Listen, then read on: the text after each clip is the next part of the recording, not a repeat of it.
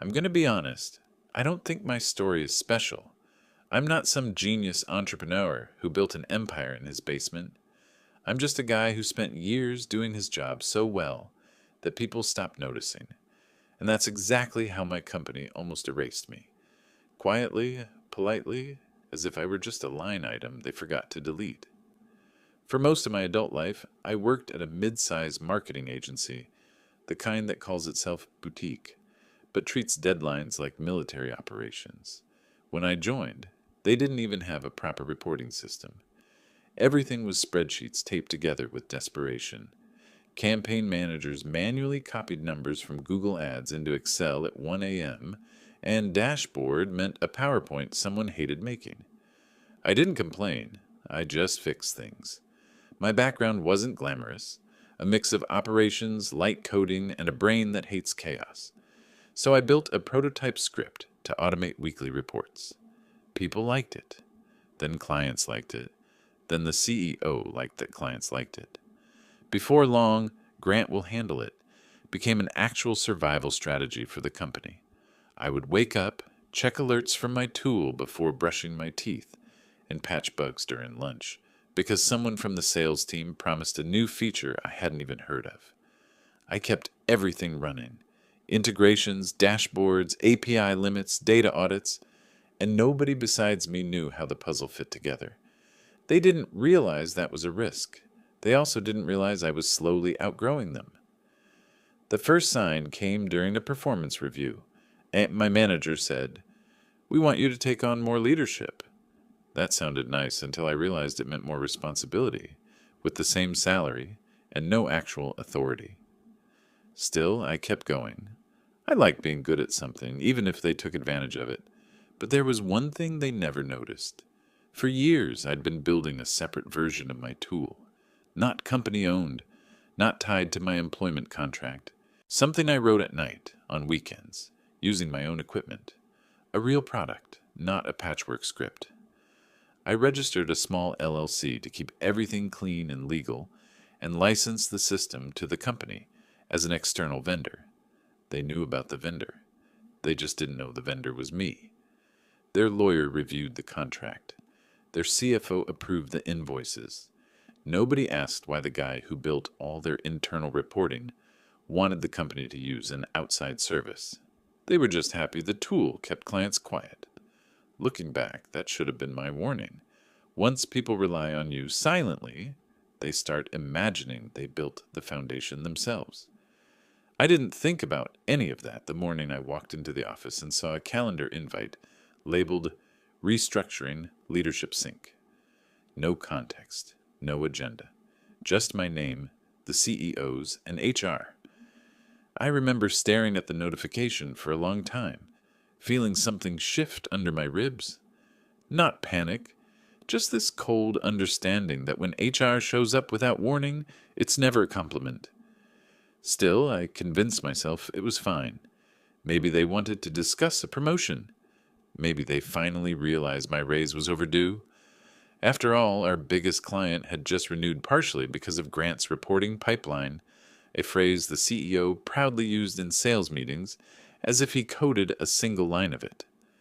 By noon, I was in the hallway outside the glass conference room, watching the CEO rearrange his papers, like he was about to pitch me something instead of the other way around. HR sat beside him with that neutral face people wear at funerals. I took a seat. The door clicked shut behind me. The CEO smiled the way people smile before pulling off a Band-Aid. "Grant," he began, "we've been reviewing our structure and we're making a few strategic adjustments." I didn't interrupt. That's something you learn in operations. Silence tells you more than words.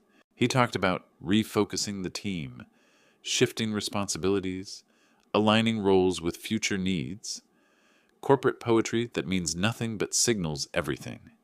Then he said it. "We see your future here as more of an advisory role."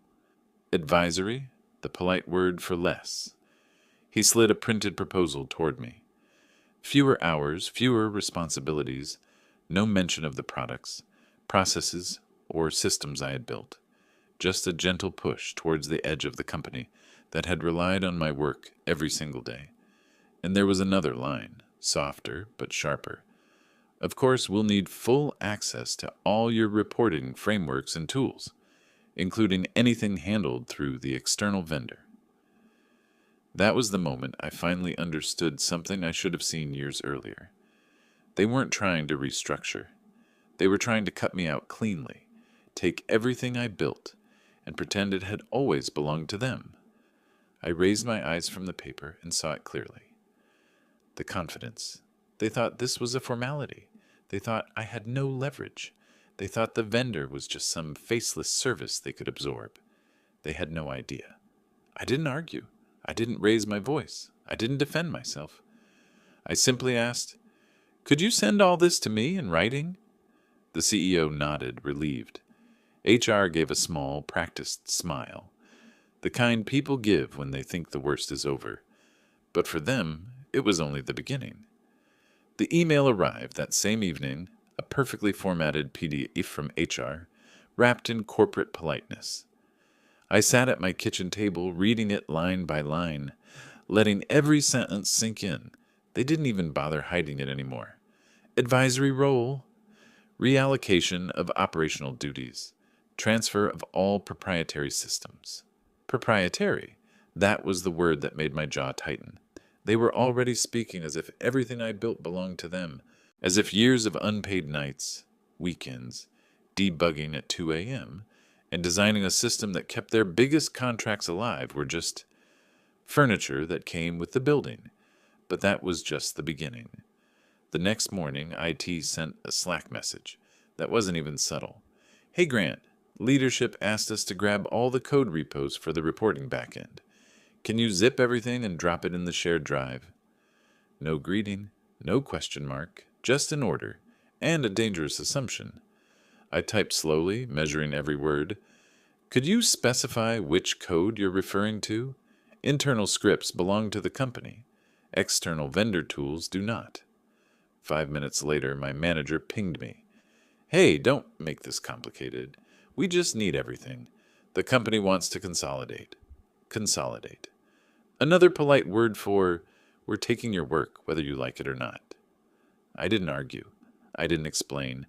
I didn't defend myself. I simply replied, "Happy to comply with all contractual obligations. Please send a written request from legal listing the assets they believe fall under company ownership." And just like that, silence. The kind that means something's gone wrong. By lunch, HR asked me to drop by. They were smiling too hard, the way people smile when they're hoping you don't know something. "Grant, there seems to be some confusion," the HR manager began. "Of course, everything you built is property of the company. That's how employment works." I kept my voice calm. "Everything built during work hours on work equipment under explicit assignment. Yes. Everything else? Only if the contract states that." She tapped her pen nervously. "Well, the company has always used your reporting system. It's essentially ours." "Usage," I said, "is covered under a vendor agreement.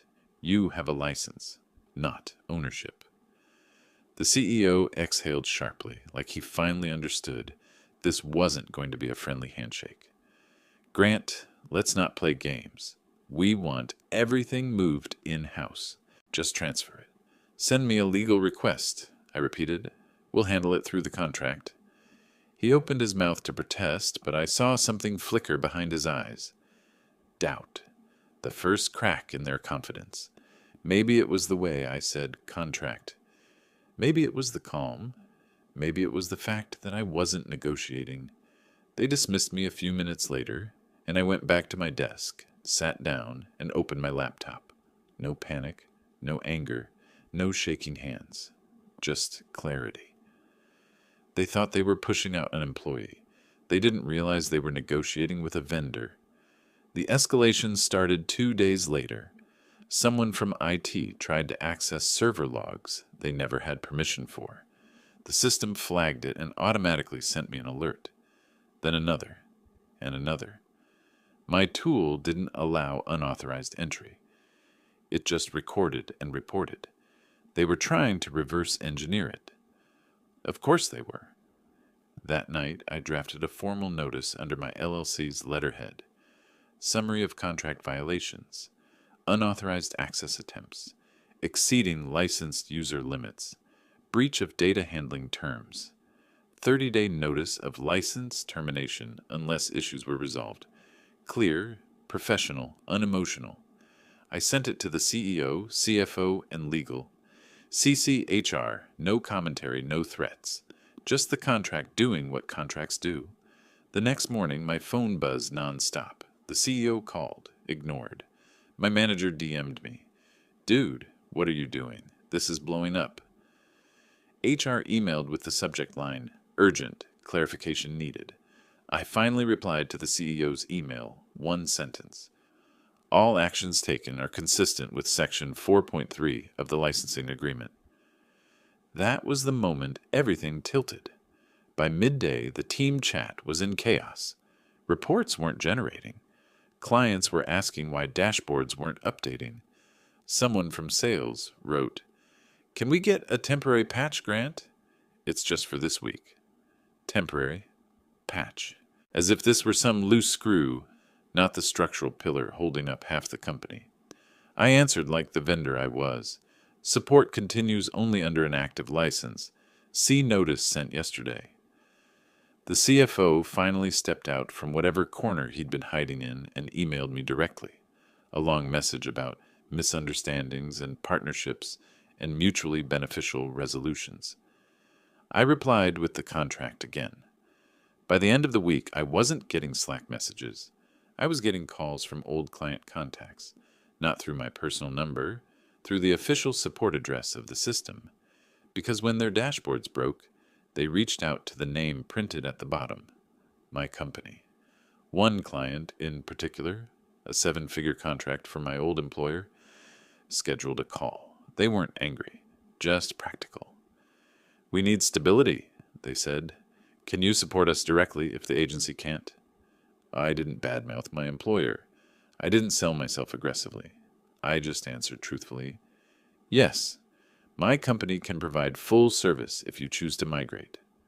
By the time I hung up, I understood something I hadn't before. They didn't just try to cut me out. They cut out the only person holding their infrastructure together. And now, the system they thought they owned was slipping out of their hands, one client conversation at a time. They thought I was gone. I wasn't. The first real sign of collapse came on a Tuesday morning, quiet and almost polite.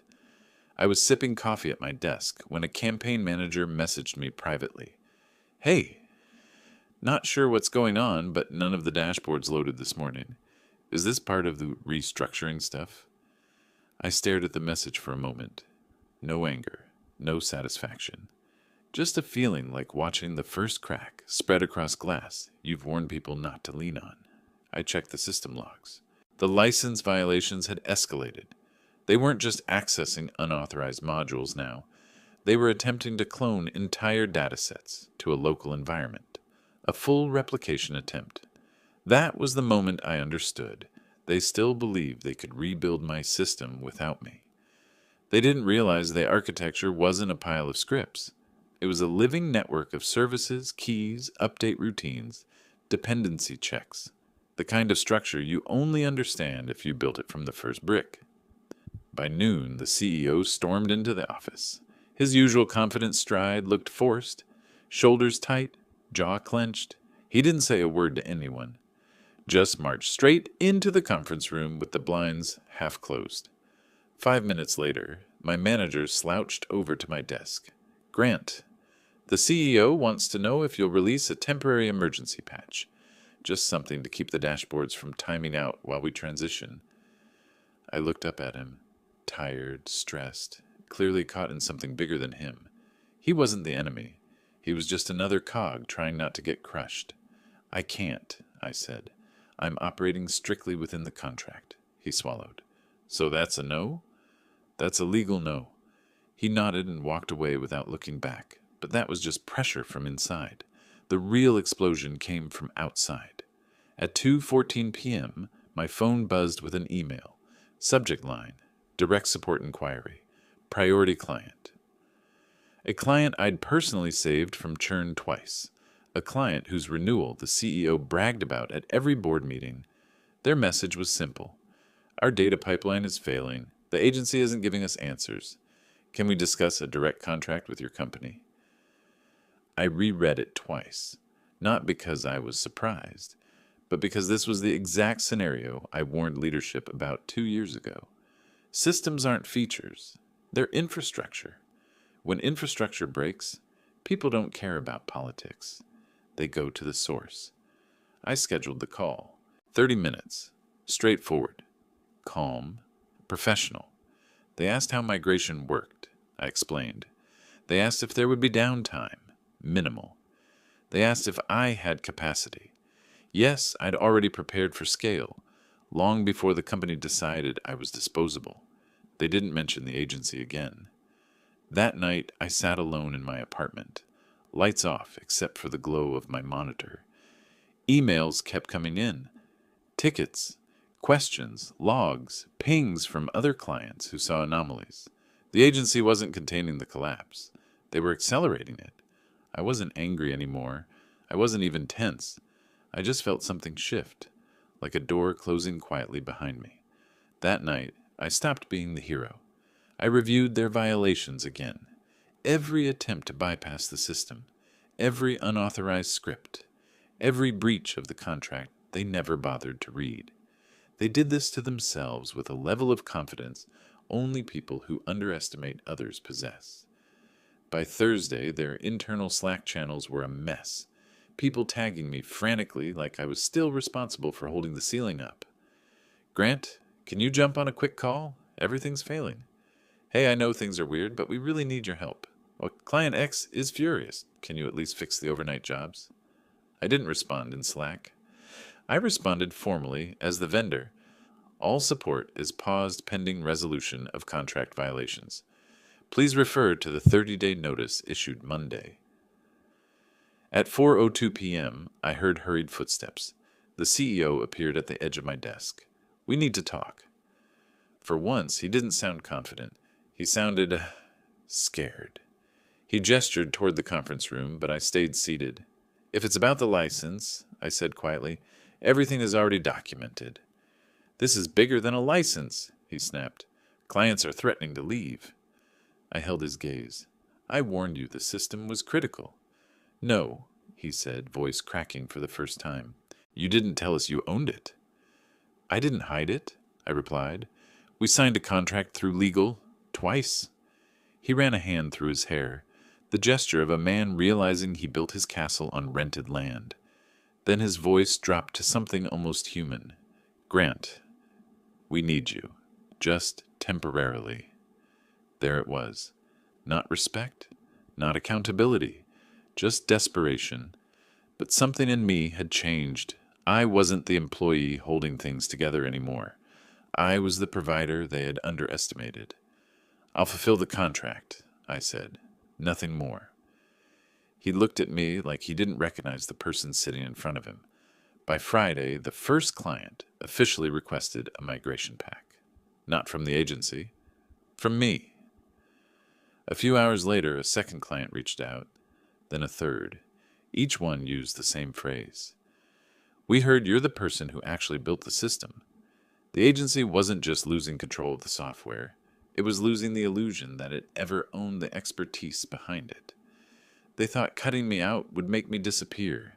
Instead, it made them visible, exposed, unprepared, and alone in a storm they created. And they had no idea the worst was still coming.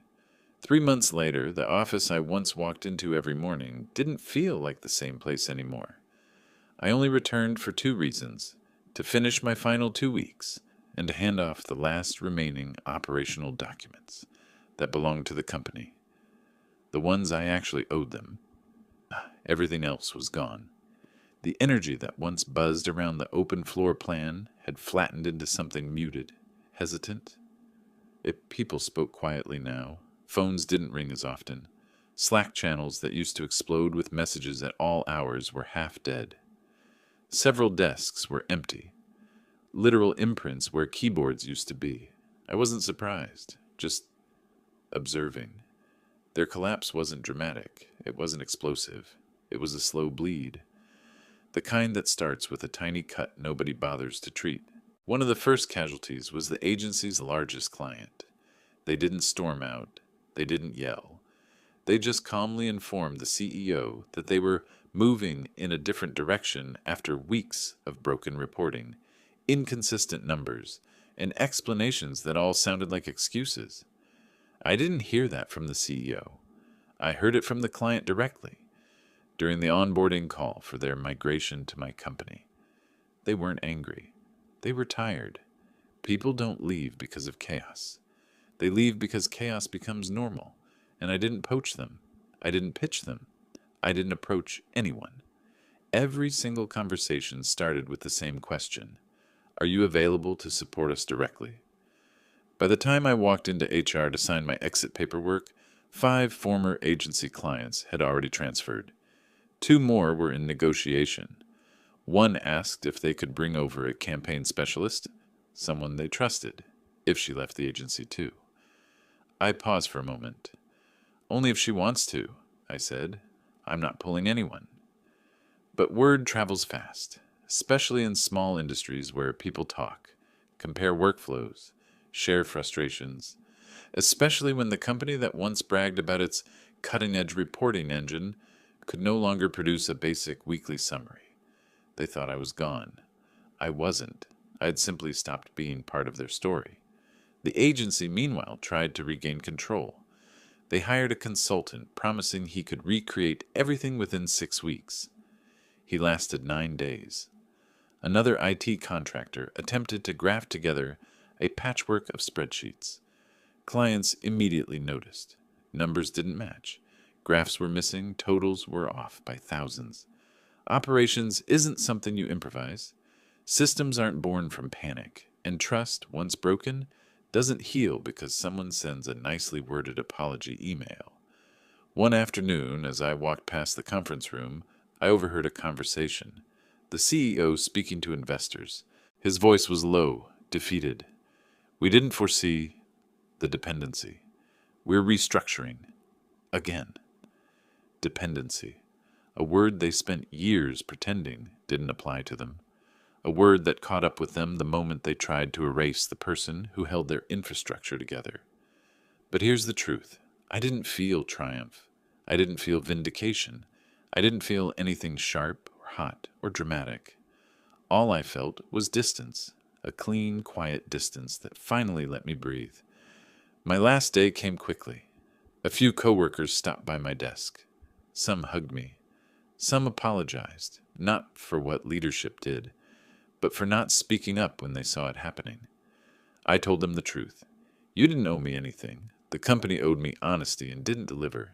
That's not on you. As I packed my things, I found an old notebook from my first year, full of scribbles about report flows, ideas for automation, half-baked concepts. All the seeds of the system that eventually became the backbone of my business. I closed the notebook and realized something important.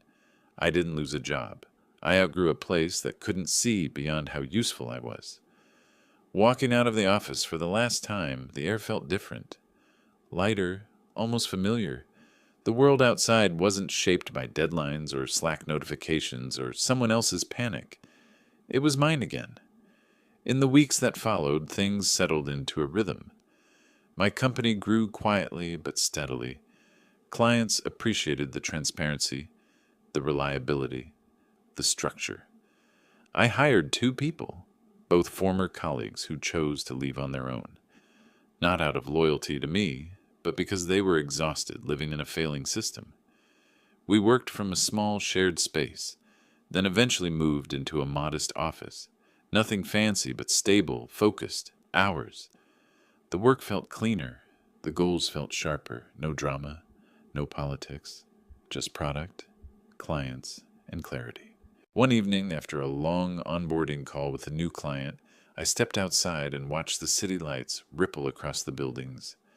No noise in my chest, no weight on my shoulders, just quiet. Pride, not the loud kind, not the kind you post about. Just the calm recognition that I had built something real.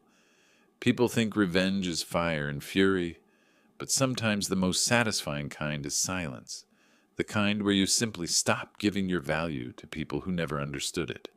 My old company didn't collapse because of me. They collapsed because of how they treated what kept them alive. And my success didn't happen because of them. It happened because at the moment they tried to cut me out, they reminded me of something I should have realized years earlier.